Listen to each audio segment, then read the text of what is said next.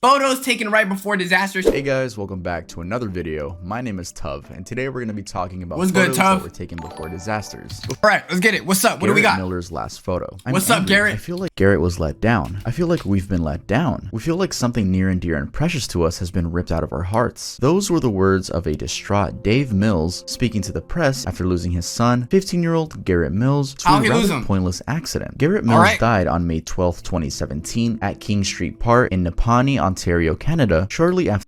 Nigga, he died the same place where he took the picture? No, that gotta be some sort of spill, bro. R.I.P. him. That's actually absurd.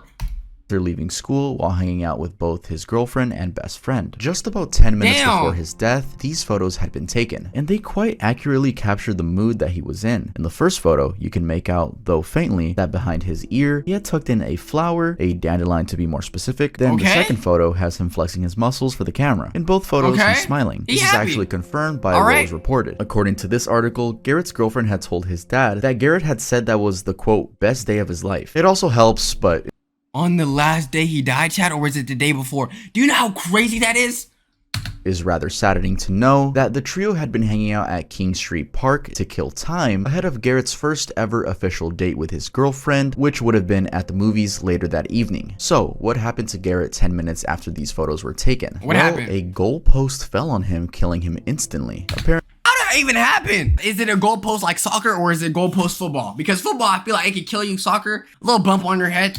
Been showing off a little bit for his girlfriend and started doing chin-ups on the soccer crossbar. Unfortunately, the whole thing tipped over and hit him on the head. As his dad put it, it just simply tipped over on him and the crossbar struck him on the left side of his head, killing him instantly. He also added that based on the coroner's report, his death was instantaneous. Some other specific details that emerged included the fact that the goalpost was a bit of an older model, which meant most of the weight was at the top. We're talking 180 to 200 pounds. Also, Wait, chat, you could die to 180 pounds? Well, we edge into this time, yo, Waka. That gotta be the worst timing ever, bro. Yo, you're done, bro. Wasn't anchored down. The father phrased it as, quote, needless and not needing to have happened. He also went on to say that based on his knowledge of the park, he had no idea it carried such a risk. His exact words mean that he never. I could have swore it would go. Yo, chat, I could have swore goalpost came. Like, and the thing is, it's not even like a. It doesn't fall from somewhere hella high. You get what I'm trying to say? I don't like if a goalpost falls down, like the momentum is not gonna hit you that hard. I just feel like, I don't know, whatever they're making the goalpost with, it does not need to be that heavy. Thought, quote, this harmless park had the potential to take somebody's life, end quote. And that goalpost was immediately replaced with this one, which is anchored down. That, however, didn't stop Garrett's dad from committing to getting justice. While saying he wasn't out to get blood, he explained that he for sure knew someone dropped the ball and he was gonna find out who, quote unquote, whether it was budget, whether it was just neglect or forgetfulness. I would say that this is a very understandable course of action, given that in the past, other parents have done so and succeeded in not only getting justice, but helping prevent this. Chad, what do y'all think the dumbest death is? Like, if you feel like there's one way, like if you were at a funeral and you found out like someone, like some of your family like died because of a dumb way, like what was the last thing y'all would want to hear? Dying to you. It was bad. You don't want to die watching my stream. I feel like that's the best way to go out, bruh. Dying while pooping. Oh, that happened, nigga. Do you know Elvis Presley? Happening to other people. I'm specifically referring to a case in 2003 where a 184-pound goalpost in the same manner as this one fell on 6-year-old Zachary Tran, prompting his parents to push for an Illinois law to remedy the situation. The push resulted in Zach's Law, which basically required all goalposts in Illinois to be impossible to trip, whether anchored or movable. All that being said though, it remains quite unnerving knowing that just 10 minutes after these pictures were taken, Garrett would pass on. Damn. He said, bro, chat, 10 minutes? Holy shit. Damn, it's crazy. You see, chat, that's how you know you go from happy to sad quickly, bro. Flight 17. In July of 2014, a Malaysia Airlines Boeing 777 plane, specifically Flight 17, in an evidently very tragic event, got shot down by a Russian-made surface-to-air missile while on its scheduled path, an 11.5-hour flight from Amsterdam to Kuala Lumpur, Malaysia. The accident caused quite a stir as it bordered on being, or maybe was, a politically motivated. Wait, chat, the Malaysia Airlines, wasn't that the one that went missing for a minute? You're telling me that nigga Putin, like, nigga double pump shotgun the whole plane? Oh, I don't know, a rocket launcher that big? That's crazy. RIP all the victims, bro. You know how, bro, Yo, Chad, one of my biggest fears is that some shit like my plane is gonna get hijacked or some shit. Oh, it's a different plane? Either way, that's crazy. Motivated attack, with Russia being accused but refusing any responsibility. As recently as last year, the investigations were still ongoing with allegations of possible involvement by Putin. Now, there's a whole lot to say about that situation, but let's just focus on this photo here. This photo was actually taken shortly after boarding by a father, and as you might guess, it's of his wife and daughter. Apparently, Dave Hawley, the father, and his wife Kim Hawley were on that flight headed to their dream holiday in Malaysia together with their 4-year-old daughter. Okay. Unknown to Dave, this would be the last photo he'd ever take, and it would be a photo that their families would use to comfort themselves, telling themselves that, well, at least they were all together and happy. Monique, my nigga, one of my biggest fears, Chad, if I ever go, I never want my own child to be in the plane, because I feel like you'll be more depressed knowing that you have your child with you as opposed to just dying yourself. You feel what I'm saying? I don't know, man. RIP them, bro.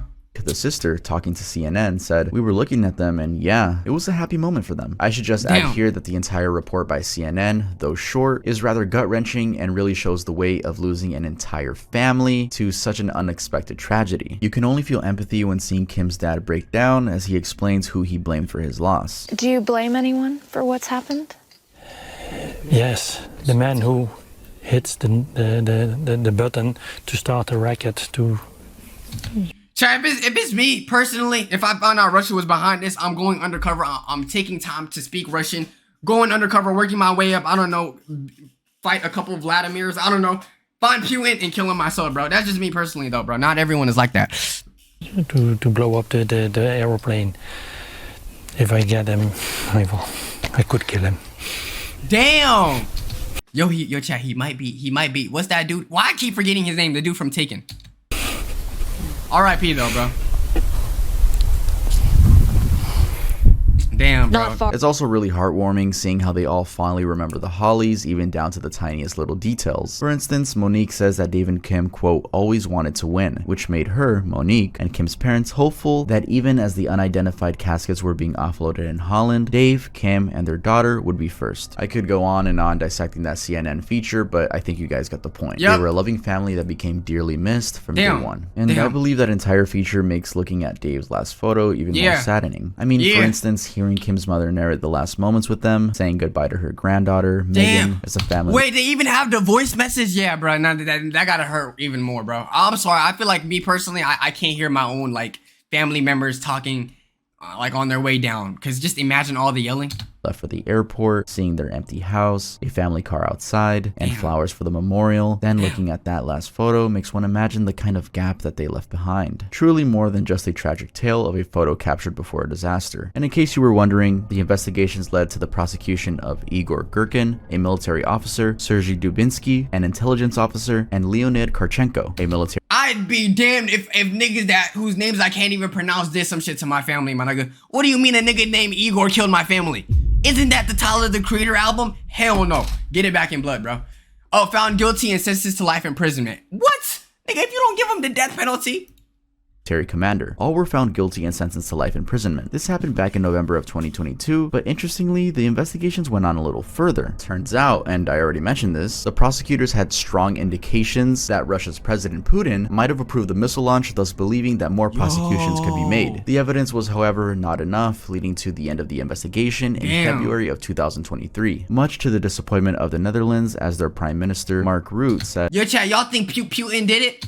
We will continue to call the Russian Federation to account for its role in this tragedy." Chad, y'all think Putin did it? And if he did do it, my question is, what can people do about it? You gonna press the missile? You're gonna start off a whole like nuclear like war? Like that, and that's a scary thing I be thinking of, Chad. There's a 90-year-old in office that could control whether we press the button and kill everyone. Like that's insane, bro. Pat Tillman's last photo. Next up is the incredibly sad. Holy no, okay, my bad. He passed away. Yo, he has a crazy jawline. That's all I'm gonna say, bro. R.I.P. him. Case of Pat Tillman. God of mewing, bro. Stop, bro. At the prime age of 27, would go on to unearth a rather complex web of alleged lies, cover-ups, and borderline sabotage actions by the US government, and maybe unsurprisingly, the US media. First, let's begin with the photo. This here is Pat. That photo was taken sometime before April 22nd, 2004. Nah, Chad, he might be the original Giga Chad, bro. in southeastern Afghanistan's Khost province, where Pat, a member of the 75th Ranger Regiment, was patrolling alongside his unit. That turned out to be the last photo ever taken of him because on April 22nd, he would get killed. 3 bullets to the head at close range. Now, one thing you should know about Pat is that he used to be an NFL player before enlisting in around 2002. The That's like Chad. That's like me as a streamer. Starts like I guess the equivalent would be me starting an OnlyFans. My nigga, what do you? Why would you do that? NFL not. I could have sworn the NFL niggas get like 6-7 figures, bro. This thing was also right after the 9/11 attacks, and his motive, clearly, was to stand up for his country in the face of terror. He'd enlisted to join the fight against Al-Qaeda and the effort to bring Osama bin Laden to justice. As this article from The Intercept explains, the fact that he left behind a $3.6 million NFL contract with $3.6 million to join the army and kill niggas that I have never seen a day in my life? Dude. No, chat. I'm actually convinced if you play football, you're gonna get CTE. There is no logical answer for leaving $3 million behind so you can serve your country. I'm sorry, bro. Unless them niggas are killing my family members, GG's, buddy. The Arizona Cardinals made his story jump right into the headlines as the Bush administration used it for pro-war publicity. He became the living, breathing symbol of honor, sacrifice, and more. So knowing all of this, you can see why his death in 2004 was a big deal. The Army, for instance, reporting that he'd been killed as he, quote, charged up a ridgeline, braving enemy fire and defending his fellow soldiers, publicized the death flying helicopters over a stadium in his honor, broadcasting his memorial on live TV, awarding him a Silver Star and the Purple Heart, and promoting him posthumously to corporal. A rather drastic twist, however, and this is where the lies began unraveling, came in when news spread that Pat wasn't killed by enemy fire, but rather by his own side. And while mostly termed accidental, leaving $3 million behind because you got friendly fired? That gotta be sad, bro. This became a contested view since the facts never added up. Army doctors, for instance, said the shots were, quote, suspicious due to the close proximity of the wounds. As news caught on, it'd be one thing if it was like far distance, but my nigga, you're literally looking at your own teammate, right, in the head, and you gonna still kill him. The Army had to issue an announcement a month later, clarifying that indeed Pat had been killed by fellow soldiers. There were no enemies nearby, and they did so rather brutally because apparently as they took aim at him, he yelled, "I'm Pat f***ing Tillman," trying to get them to stop. Those were the last words he'd ever speak. Even sadder though is the fact that it took years, 7 official investigations, and 2 congressional hearings for Pat's family to get some shreds of Speaking of this, chat, you know what happened? I know this doesn't relate, but one time, so I'm so dead ass.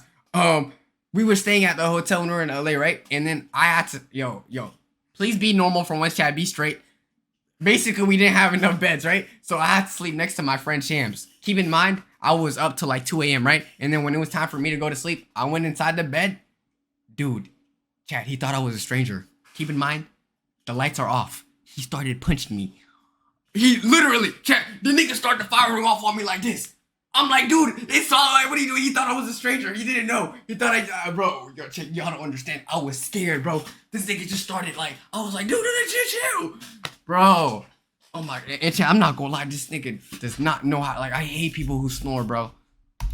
Truth of what actually happened. Despite the Army admitting that Pat had died of friendly fire, they hadn't offered much explanation. As Pat's mother, Mary Tillman, put it, they had no regard for him as a person, and they attached themselves to his virtue and then threw him under the bus. His brother, Kevin Tillman, who was serving under the same unit as him, also told Congress that as the evidence raised questions on the Army's version of events, an alternative narrative had been constructed. In short, they lied because they didn't want to be publicly embarrassed. Now, this is a pretty elaborate case, and there's a lot of stuff that I've left out, but the following words by Kevin Tillman sort of encapsulate the whole thing. Speaking to Congress in 2007, he said, "The deception surrounding this I'd be damn chad if I was $3.6 million just for me to get friendly fired.